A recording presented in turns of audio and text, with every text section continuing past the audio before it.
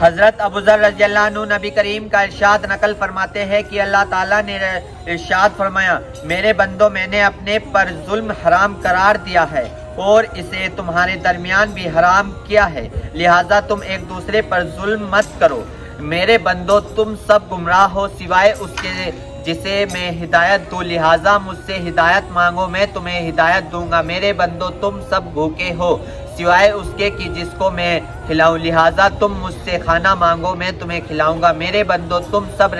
برہنہ ہو سوائے اس کے جس کو میں پہناؤں، لہٰذا تم مجھ سے لباس مانگو میں تمہیں پہناؤں گا۔ میرے بندو تم رات دن گناہ کرتے ہو اور میں تمام گناہوں کو معاف کرتا ہوں، لہٰذا مجھ سے بخشش طلب کرو میں تمہیں بخش دوں گا۔ میرے بندو تم مجھے نقصان پہنچانا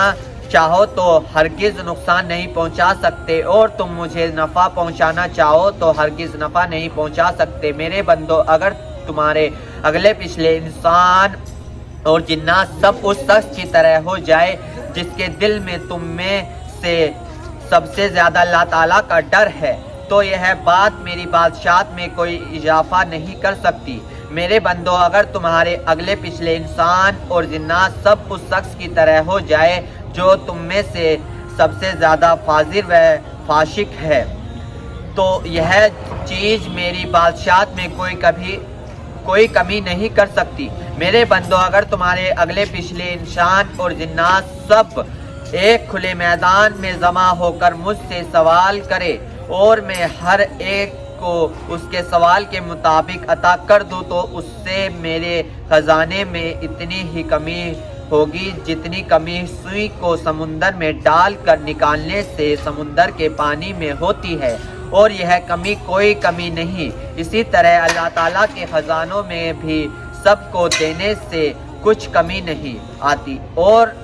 میرے بندو تمہارے اعمال ہی ہے جن کو میں تمہارے لیے محفوظ کر رہا ہوں، پھر تمہیں ان کا پورا بدلہ دوں گا۔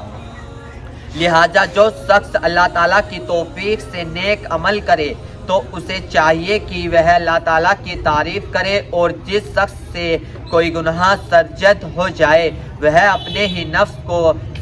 ملامت کرے، کیونکہ اس سے گناہ کا سرزد ہونا نفس ہی کے تقاضے سے ہوا۔